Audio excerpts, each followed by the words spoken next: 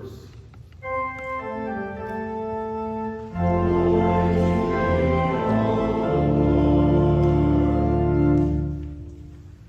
Jesus said, "When the Advocate comes, whom I will send to you from the Father, the Spirit of truth who comes from the Father, he will testify on my behalf.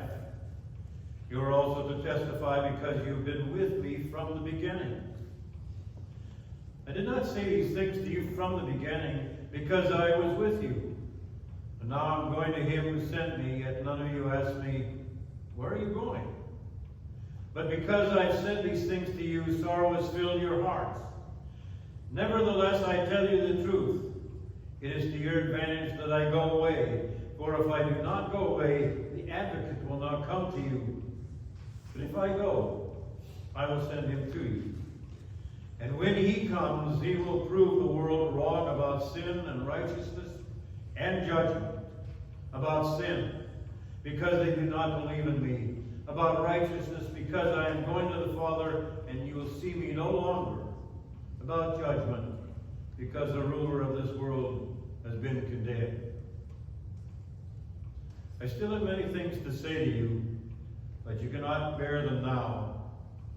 When the Spirit of truth comes, he will guide you into all the truth, for he will not speak on his own, but he will speak whatever he hears, and he will declare to you the things that are to come. He will glorify me, because he will take what is mine and declare it to you. All that the Father has is mine. For this reason, I said that he will take what is mine and declare it to you. Here ends the gospel for the day.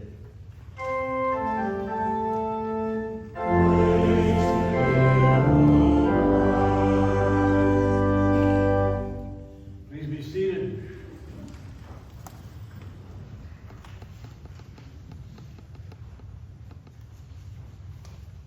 It probably will surprise you that this is one of the greatest days of the church.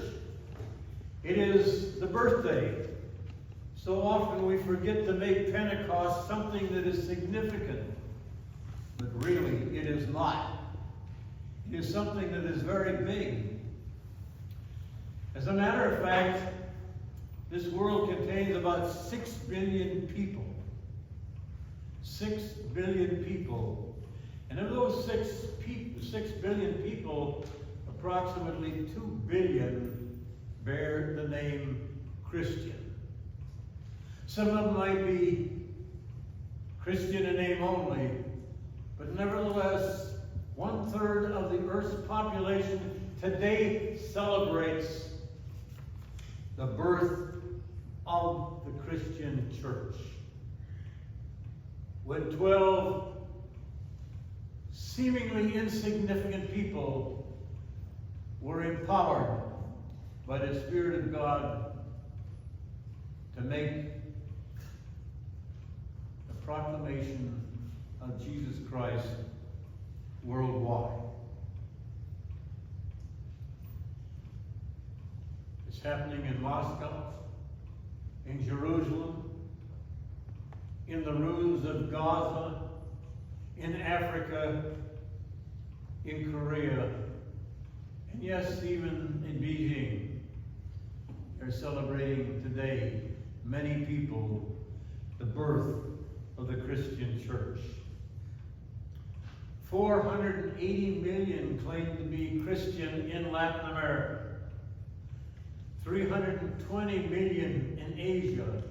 360 million in Africa. And yes, to probably your surprise, 100 million people in the country of China claim to be Christian, most of them worshiping underground. It's the birthday of the church. Yet today the church in this country seems to be struggling. It is struggling in Europe, which used to be predominantly Christian. In the 1900s, 80% of the Christians were found either in Europe or America. And now it's less than 40%. And now we have to call our attention to reviving the church here and having the Spirit come alive once again, because it seems like we're sleeping. What was it that the apostles got on Pentecost that we should be reviving now? First of all, it's power. The people of Pentecost were empowered. They suddenly realized they had the ability and the strength and the ability to change a world. Well, they had it before, but they just discovered it. Somehow, we ourselves think so many times we can't do much. We can't make a difference. We are so insignificant. But it takes the empowerment of the Holy Spirit to make us alive to the fact that we can do so many things, particularly as a result of our faith. I'm sure you've heard people facing difficult situations or lost a loved one. Their homes have been destroyed in storms. They have suffered crippling illness. And they said, I didn't think that I would be able to take this, but something gave me power. I prayed, and somehow God made me aware that I could do so much.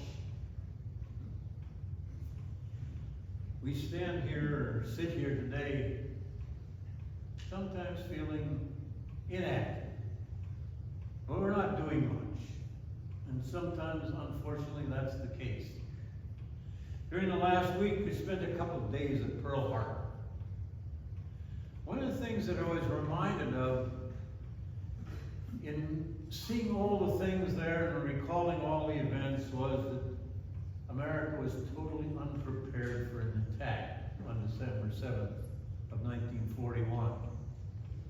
It was just lucky they attacked Pearl Harbor and didn't attack our mainland, because we really were not mobilized at all to fight back. And when we got the news that Pearl Harbor was bombed, there was a fright in this country. What can we do? We don't have a military ready to go. And somehow, with the urging of the president and a total uniting of a country, we're mobilized incredibly fast. Faster than anybody believed possible. Everybody from Dwight Eisenhower and George Patton to Rosie the Riveter rose to the occasion. And we became strong and empowered once again. Strong enough to fight on two sides of the world and aid in the victory for freedom. We always are carrying power within us. It's just sometimes we don't take advantage of it. We don't acknowledge that we can do much. And so one of the things that Pentecost has the ability to remind us of is we can be empowered by God if we just let Him in.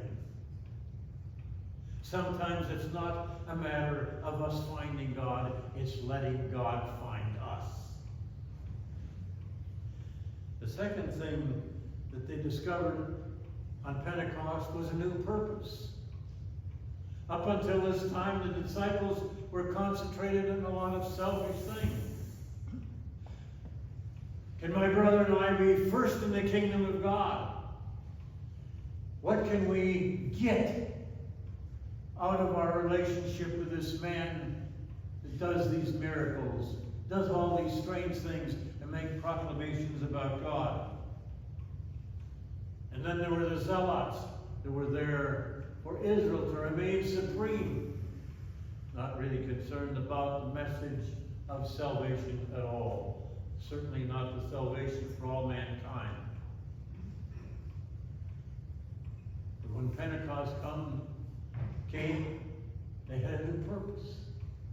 A new purpose to spread the word of Jesus of Nazareth, to praise God, to love neighbors, to understand that life was to be a life of sacrifice, not one of just taking and getting.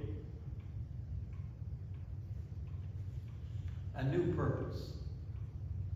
And sometimes in the church we need to discover really again what our purpose is.